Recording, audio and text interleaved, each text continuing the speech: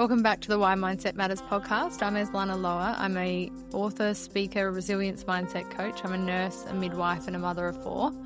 And if this is somehow the first episode of mine that you've found, I do want to provide a trigger warning. I do discuss the loss of my teenage daughter, Riley, to suicide. When I created this podcast about 5 weeks ago, I committed to releasing episodes twice a week on a Wednesday and a Sunday. I found pretty quick that I can speak for about 40 minutes uninterrupted on, it turns out, any topic that I feel passionate about. And there is a lot that I feel passionate about in life. And I did know that there was, for many years, a series of Why Mindset Matters, something to do with Why Mindset Matters brewing in me, and that it would come to the surface in some form. And this podcast is a perfect form for that because it allows me to address many things that I have taught for many years and lived by, and that have consequently helped me learn how to not just navigate significant loss and trauma and PTSD, but also see me become very aware of the capacity that I have to learn to live and grieve simultaneously in the aftermath of unimaginable loss. And so to be able to be here today and sharing any part of that with people is such a privilege, because I'm not special. I have a series of approaches and perceptions of life that have really helped me do what I've just discussed, but they are things that are so simple. They're things that anyone can implement. They are tools that you can put in your tool belt as you navigate the inevitable challenges of life, because let's be real, life is going to come for us in one way or another, and probably on repeat in some way. So our endeavor should be to enjoy the fuck out of life as much as we can, knowing that there will be the inevitable challenges, but also do what we can to prepare for them, because the things that I discuss in this podcast are things that we can armor ourselves with and use like an insurance policy for those challenges to be able to prepare in a way that allows us to navigate them, seeing them be softer and kinder to us. It doesn't remove the storms of life or the storms of grief, but it certainly sees us capable of navigating them, like I said, in a way that's softer and kinder. So each week I have no idea what I'm going to talk about, and I have just been kind of going with the flow that is my life and seeing what comes to the surface or to center stage for me at that point at which I, sit down to record each week. And I know that whatever it is, whether it's imposter syndrome and how that presents for me, whether it's acknowledging the power and significance of taking on main character energy in our one red hot crack that we have at this life, whether it's the power of manifesting that I've been tapping into, or how I navigate grief, gratitude, whatever it is, I know that there would be so many people out there struggling with the same, that are, having those same narratives that they combat, or a similar thought processes or struggles or whatever it is. And so each episode is me sharing where I'm at, really, and things that are either working incredibly for me or how I have overcome certain things, so that I can hopefully just reach the people that need to hear it. And so I welcome you here today because I truly believe that you have found your way here not by accident, and likely because for whatever reason this episode will hopefully resonate with you. But today I want to talk about who sets your limits, who sets or who is responsible for setting the limits and limitations that you perceive there to be around your life, your potential, your capacity, your everything. I want to really start to evaluate who it is that we think is responsible for the limitations that we find we exist within, because we do. And I want to start by discussing that something that I've realized is we're not very good at always kind of owning our wins. We set goals, we set intentions, whatever it is, but we tend to, as we get towards the achievement of them and the point at which we really should be probably owning that win and celebrating it, we've already moved the goalposts. We've already moved it. And so we very rarely actually slow our roll and look up in life and see how far we've come, how much we've overcome, what we've been able to achieve, that we're not just surviving, we're thriving. Imagine if we did. Imagine if we just made that our goal at the moment, to just slow your roll, to be more present in that context, because there's so much we don't acknowledge for ourselves. I promise you, you're not the person that you were even a year ago, 5 years ago, 10 years ago, whatever it is, if you look at aspects of your life, your achievements, your successes that you probably don't even own as successes, but are, because if you look back at that younger version of yourself, they wouldn't have believed that you'd be here today doing these things, or that you would have overcome the things that this previous version of yourself felt or believed was insurvivable. And so I would encourage you to slow your roll, to really look up, to start practicing owning every win, because it's a rewarding way to live, but you deserve it. You've done so much that you probably didn't think was possible. But I also want to look at or play devil's advocate, if you like. The flip side of that coin is that part of the reason why we don't slow our roll or that we have moved the goalposts is that success breeds confidence. We start believing in the capacity we have to achieve the things we might not have believed were possible prior to that. So the younger version, well, younger being whatever, 6 months ago, a year ago, 5 years ago, set goals, thinking that these were big goals potentially. But as we've started to see ourselves succeed in our endeavors to achieve these goals, it breeds a confidence that helps us realize that this goalpost can be moved. Like this doesn't need to be the sum of my goals, because look at all the shit I'm getting right, that I'm achieving, that I'm succeeding at. I can have bigger goals. I can move the goalpost further, and I can do more. And so I would argue that the whole point the goalpost gets moved is because of, at the very least, is the beginning of us at a subconscious level, at the very least, starting to really see our potential and believe in that and act accordingly. And so it's kind of a good thing, like that we can move the goalposts, that we see that we can, and that we start to have that belief in ourselves. But the best case scenario would be that we slow our roll, that we acknowledge how far we've come, that what our successes and our wins have been, that we stay present and really celebrate the win, and then look forward and consciously move the goalpost. Because if we start to see, oh, I'm capable of more than I thought and I can move this, imagine if we started to realize that we were actually limitless and that my capacity to achieve whatever it was that I desire was not reliant on whether I thought I was worthy of that, or whatever the conditioning of whoever it was I believe has put the limits on me. The capacity I have to be limitless is a matter of, I have buckets that I need to fill. So the thing that stands between me and whatever it is I want to achieve in life is either knowledge, resources, information, education, or support. Let's be real. And maybe it's just one of those that's missing. I want to achieve something and I'm just lacking here. I fill that bucket, success. And so maybe it's all of them. Maybe my goal is so big that I need to fill every single one of those buckets. You can start to see that the capacity I have to achieve that goal doesn't rely on me being capable or not capable. It comes down to, I just need to fill these buckets. And I don't mean to make it sound like filling the buckets is going to be easy. Sometimes it is the hardest thing you'll ever do. Sometimes it's quite a costly thing. But it's not that you can't do it, it's that you need to go about figuring out, how do I do it? So maybe I need money to fill that bucket. So what is it that me being able to achieve that goal, it's not impossible. It's not beyond the limits of what I'm capable of. It's whether I'm willing to go about doing the things that are needed to fill the buckets to see the goal be achieved.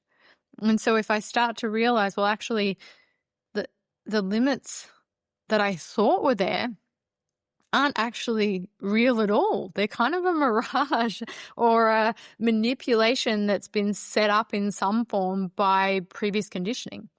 And if we think about where that conditioning might have come from, because this is the other trap we fall into. We think that, I have been very passionate my whole life about not being the sum of my origins. I'm not going to be defined by where I came from. Because if I let the family I was born into, the environment of low socioeconomic and poverty be a defining factor in my capacity for success, whatever it is, my success might mean or look like the self-help that I've done. It might look like achieving, going to uni and getting a degree. It might look like a bigger thing than that. Whatever it is, it doesn't matter what the form looks like that success needs to take for you.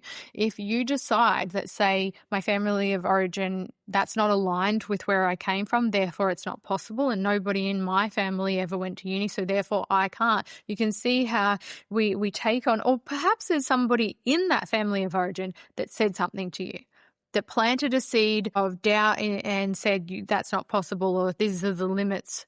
The reality is, regardless of who we want to make accountable for the things that aren't in our life or that we're not happy with, they might have contributed, but we had to pick that up and carry it with us into our future, and that is a choice. And even if you've picked something up that doesn't serve you, and let's say somebody planted a seed, they might have planted the seed, but they might have also just been a blip on the radar of your life. They might not have stayed in your journey, and sometimes it's very unlikely that they have. So who's actually responsible for watering that seed?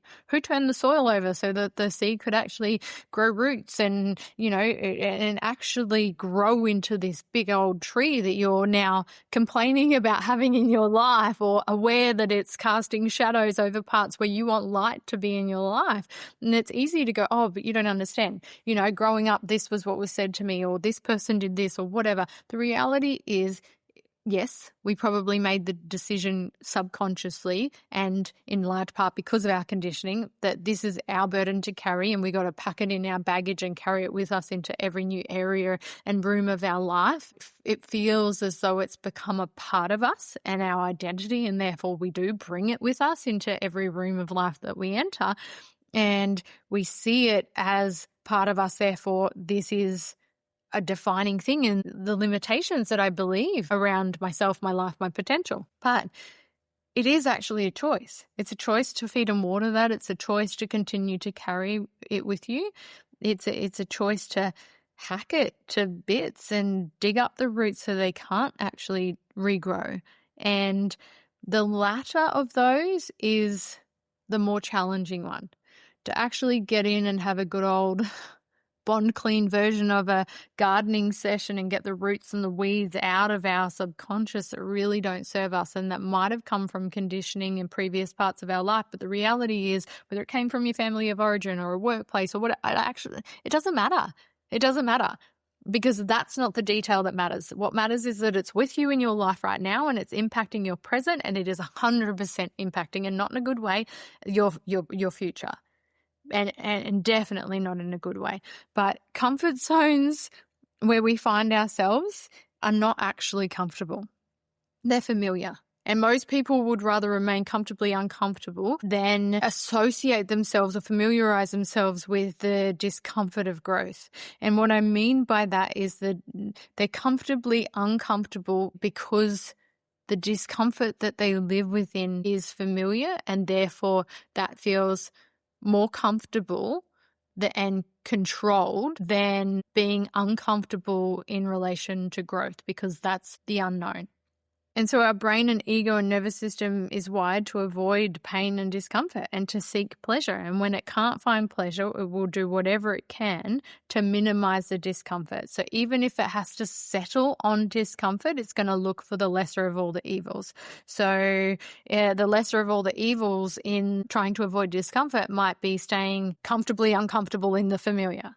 I hope I'm making that make sense. But our ego can't actually be trusted to determine what is right and what is comfortable or what is safest for us. Our nervous system can't even be trusted, because our nervous system predominantly is wired still for caveman days. It perceives threats to be the same as if a tiger came in the room and was going to rip us apart. And our modern day threats are very rarely true threats, let's be real, in relation to how significantly our nervous system will respond. We've got this outdated way of perceiving the things in our life, and then this ego at the wheel that's trying to keep us comfortable, which actually doesn't keep us safe and comfortable. It keeps us small and leads to the discomfort of resentment when our growth is inevitably stifled. When we have this outdated nervous system that's doing things thinking it's protecting us, but actually what it's doing is leading us to self-sabotage, because we start to or continue to believe that these limits exist within and around us and our potential and the capacity we have to achieve our desires, whatever they are in life. And so we exist in a kind of a rat on a wheel existence of trying to keep ourselves safe and comfortable. And if we actually just got off the wheel and realized that whilst there might be some discomfort associated with the growth that I'm going to enact and bring into my life, the discomfort is temporary and it's related to a reward that far outweighs staying comfortable in the familiar, or uncomfortable but in the familiar, which feels controlled. Because when you step out, yes, it feels like you have less control and there might be more fear initially because it's fear of the unknown and you're heading into uncharted territory. But everything that you currently desire that's not in your life is on the other side of a door you're yet to walk through. But our nervous system and our ego that's trying to keep us safe and comfortable will keep us from walking through the door in the first instance. And so sometimes we tell ourselves a narrative or we allow ourselves to accept a narrative by others that we have these limitations in life, that your goals are too big, your dreams are too much, whatever it is. Whatever it is, I don't need to try and find the words for you, because if this is speaking to you, you know exactly which areas of your life that you have told yourself or that somebody has told you you're too much or that's too much or you're not worthy or you don't deserve that or that's not for people like you. Because at the end of the day, 100% anything that you want to achieve in life is on the other side of a door you're yet to walk through, but is facilitated by filling buckets that are tied to knowledge, information, education, support, resources, whatever it is, because the difference between where you are now and where it is you want or need to be in order to achieve the success that you desire is any one or all of those buckets need to be filled, which is 100% possible and by anybody. And we live in a day and age and era where there's never been a better time, because whatever it is possible. Look around you. There is so much capacity to connect with people, with resources, with knowledge, with education, all of these things that we were so limited in previous years. We didn't have the access to, or the ease of access that technology now facilitates. There's no way we could have connected with people across the world that we can with such ease now, or whatever it is. I have no idea what your big dreams or goals are. And even your little dreams and goals, maybe you don't even have big ones because the little ones seem unjustified or impossible or outside of the limitations of what you deem to be necessary or yourself worthy of. It doesn't matter, because start with the small. Start kicking goals in the small. Start gifting yourself a presence that allows you to slow your roll and see how far you've come and everything that you've overcome that you didn't believe you would even survive, and that you are standing here today as this version of yourself that you actually deserve to be proud of, because you have done and achieved and overcome all of that stuff. So if you are this version who's done all of this stuff you didn't think was possible, what makes you think that everything that you desire isn't possible? 100% it is. And I have very much enjoyed stepping into the awareness of that and getting out of my own way. Because if I let myself be the sum of my origins, I wouldn't have done anything that I've done with my life to date. If I truly believed that I was limited by where I'd come from in life or the things that had happened to me, I would not enjoy any of the good parts of my life. I would be completely broken by the environmental and external factors of my lived experience, 100%. And that doesn't need to be the case.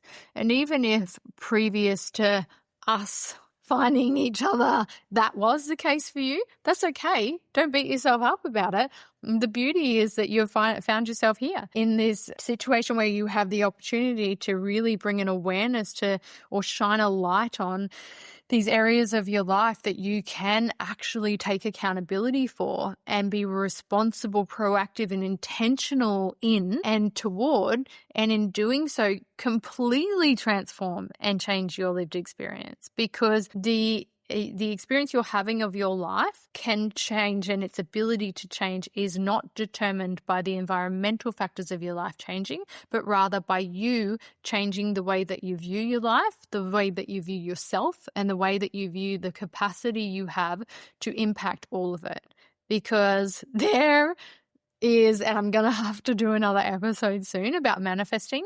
I do not recognize my life to, what are we, July, 7-8 months ago, unrecognizable, because I started stepping into understanding on a deeper level the power of manifestation and the power that we have to truly impact every area of our life. And by becoming increasingly aware of that, increasing my knowledge and understanding of it, and then acting with intention around that, I'm like, it's just, I get a kick out of it now. I have had too many good things. I'm going to have to do an episode and tell you guys stories about how the power of manifesting is like showing up in my life and transforming it. And that's why I guess I wanted to talk about this, because by really stepping into more knowledge and then more lived experience of the power of manifestation and not being some hippie woo-woo shit, it's about removing the ego from the wheel of your life that is white knuckling the fuck out of it, thinking that if I want to achieve this goal, or if I want to go here in life or do this,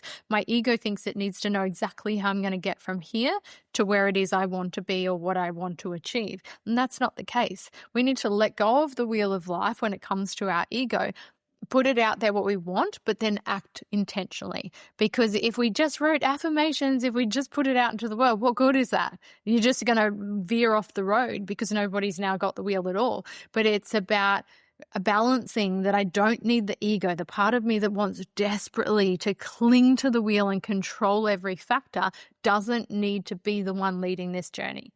It can be that I can know that there are elements of this life, this universe, this lived experience that I will never understand.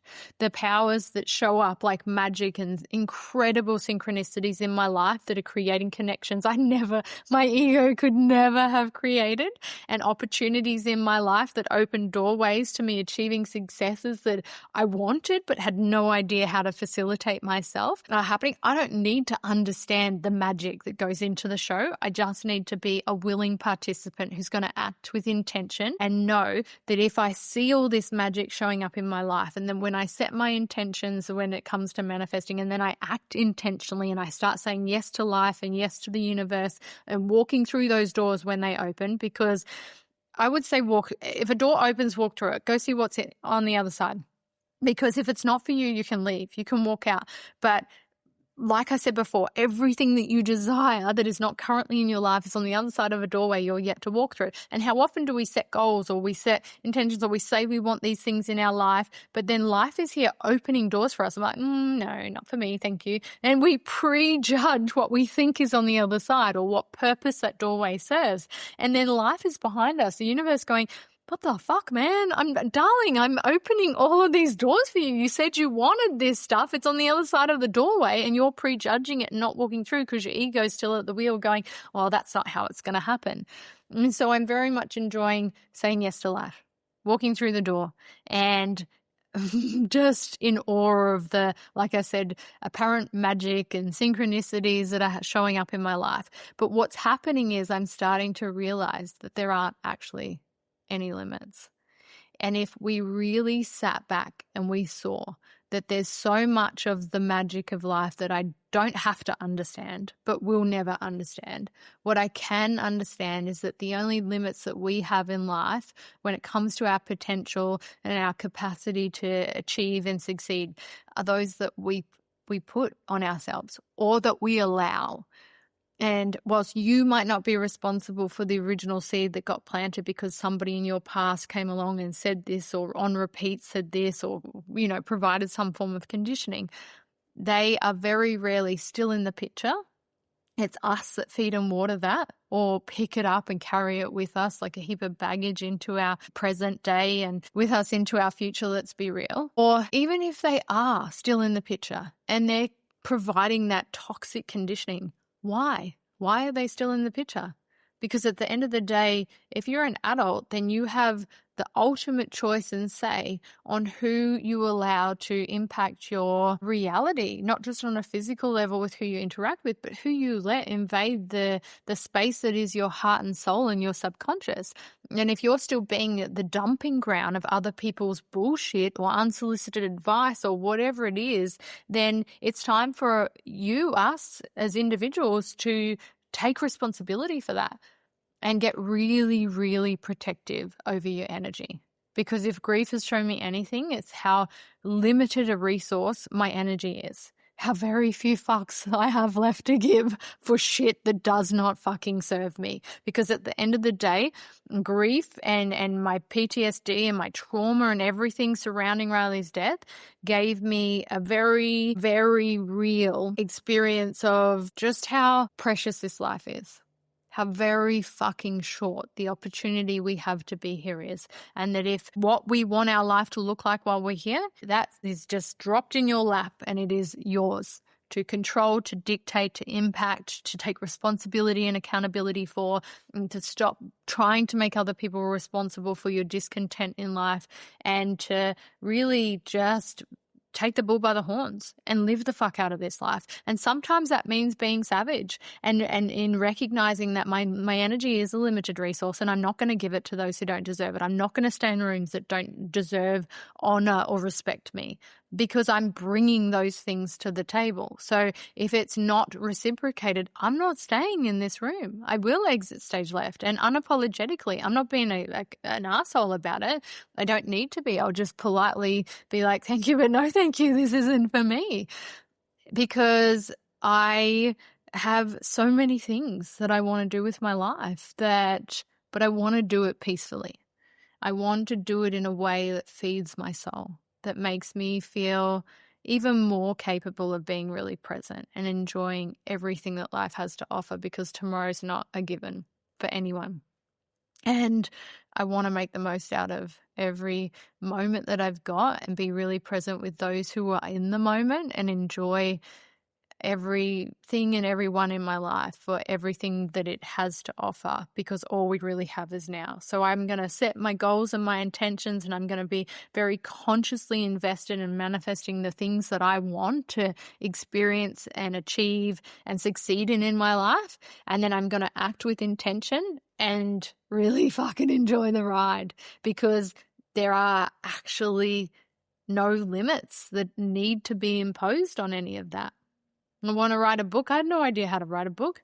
I filled the gaps and I finished writing the book. I have to find an editor and design a book cover and do all of these other things I didn't know how to do. Now I know what's needed. I'll go about figuring all of that out. And you watch, I'll be a published international best-selling author like I keep manifesting. I am doing these things with my life that I had no idea. I had no idea how to make a podcast. I knew I had one in me, but I didn't know what it was that stood between where I was and where I needed to be in order for this to be published. So I didn't see that as a limitation. I didn't see my lack of knowledge or incapacity to do it at that time as an incapacity to do it. I saw it as a series of gaps that needed filling, and that I work well under pressure. So I set a date that wasn't very far away and went publicly, I'm launching a podcast. So that created a pressure cooker for me, and I went about filling the gaps, and here I am doing something I had no idea we were like 5 weeks in. So 7 weeks ago, I had no idea how to do this. So I would encourage you to apply the same lens to your life. That what would you do if anything was possible? What would you want to achieve? And I'm not talking about ridiculous things that is like, I want to, I don't know, go and live on Mars. I don't really care to do stupid shit. I mean, if there were no limitations with regards to what you want to achieve, and then look at what am I trying to achieve in doing that? Because sometimes we think that if I just won the lotto, I would have work-life balance. Well, why can't I just have work-life balance? Okay, I need to fill the gaps between where I am and where it is I need to be to facilitate work-life balance. That's not an impossible ask, and winning the lotto isn't going to facilitate that. That's going to give you a quick windfall. It came too easy is probably going to go too easy. You're going to find yourself back needing to work and not having work-life balance that you were striving for in the first instance. So when we set our goals, set them big, set them massive, let them be unreasonable and crazy, and then look at what is it that my mind thinks that would give me, and then reverse engineer achieving that is what I would suggest, because we often go about setting or thinking or fantasizing about these massive unrealistic goals. But if we dig deeper, what we think that's going to facilitate is work-life balance or, financial freedom or whatever it is. And there are many ways to skin a cat. And so think big and obnoxious and ridiculous, and then reverse engineer from there what it is you're trying to achieve, and know that if there was no limitations on that, how would I want that then to look for me? And you'll start to see there isn't actually anything you can't achieve, and that we are the ones that are responsible for the limitations we actually believe sit in and around our life. When we go about growth, though, and endeavoring to get uncomfortable in the discomfort of growth, the discomfort associated with growth, your brain, your ego, your nervous system will fight tirelessly for homeostasis. It wants to maintain balance. It wants to maintain the status quo. It doesn't want things to change because we said it's wired for safety and comfort, and this feels scary and uncomfortable. And so it will fight tirelessly to convince you that, what are you doing? This is like you can't do this. And this is where your imposter syndrome can come to the forefront. And you become aware of this internal narrative that is set up to try and protect you, because it's your nervous system deeming you to be stepping outside of the safety of comfort zones and familiarity. And it might look a lot like, what the fuck do you think you're doing? You don't know how to write a book. You don't know how to start a podcast, blah, blah, blah.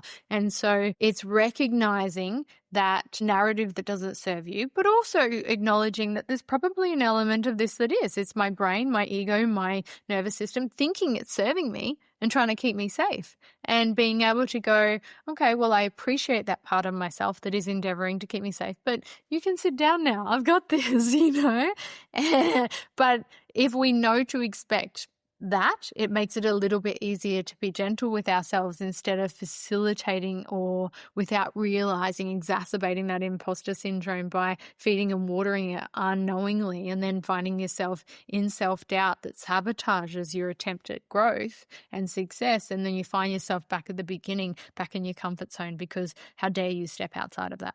How dare you think that you can have more or do more or be more? You need to sit the fuck down. And so we end up listening to that and staying small, and it's not somewhere where we stay safe. It doesn't keep us safe and comfortable like it's intending to.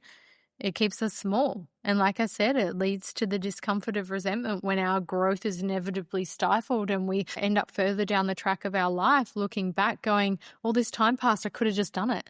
I could have done the thing that I was dreading or avoiding or thought I wasn't capable of. And so I would encourage you, like I have said, to really start to evaluate where you think the limitations sit in and around your life, where they have stemmed from, what your contribution is to feeding and watering them, and whether they actually serve you, whether they're completely invalid. Maybe it's just that because we do pick up so much of our conditioning from our childhood and we carry it with us as if it's part of us. But think of it as part of us like a wart or a thing on our body, a mole we don't need. We can have it cosmetically removed and be completely fine, not just aesthetically, but a whole person without this thing we thought we needed to carry with us into our future, that ultimately doesn't serve any purpose when it comes to our success, our contentment, our capacity for joy and happiness. And then get really, really fucking big and obnoxious with your goals, with your hopes and dreams. And when they are big and obnoxious, reverse engineer them down to the basics of what it is you think that thing will facilitate. It could be like, I want a yacht. What do you want a yacht for? Because I really want to spend more time with my family on holidays. Go on no more holidays with your family. Or do that while you look at and evaluate your sources of income, because maybe when you spend more time on holidays with your family, you realize you really all would like to be on a yacht. Then look at how you can facilitate more streams of income so that you can facilitate a purchase like that. I don't know. I don't need to know. Your goals could be seemingly tiny compared to that. Do it, because the more you do it, the more you gift yourself the awareness that you are more than capable, that there are no limits, and that you can achieve anything that you put your mind and your heart and your soul into.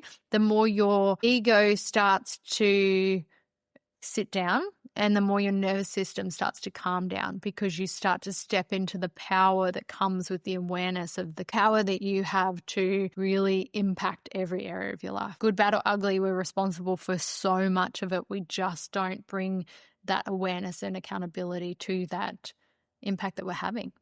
But as uncomfortable as that can be to take responsibility for it, once we do, we get past the discomfort into the rewards of the awareness, and we can really start to harness the control that we have to be able to create this incredible life where we can be on the other side of unimaginable loss and trauma, and like myself, describing ourselves as the happiest we've ever been and the most content we are with our life, and watching all of these beautiful synchronicities and connections flow into our life that just keep blowing even our own minds and broadening our horizons bigger than we even imagine. And right now, as I sit here talking about this, I have no idea where my life is going. And I'm so excited by that, because I've already far exceeded the expectations I would have had 8 months ago for my life when I started going, I'm going to write a book. I'm now authoring 2 books, and I have at least 2 more in me. I know that. I'm going to be an international best-selling author and global speaker and all of these things that I started to manifest. And now I'm like, well, that's just the beginning.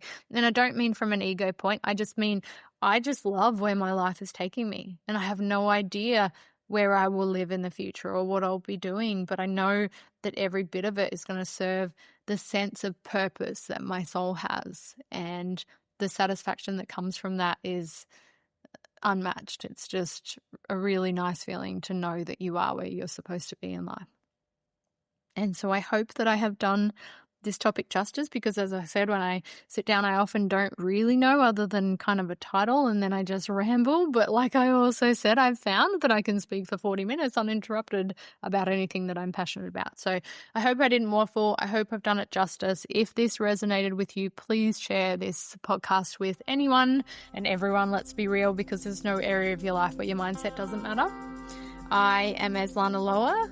Thank you so much for listening. You can follow me on Instagram at Eslana Loa. I look forward to sharing everything that the future episodes have to offer with you very soon. So thanks again for listening.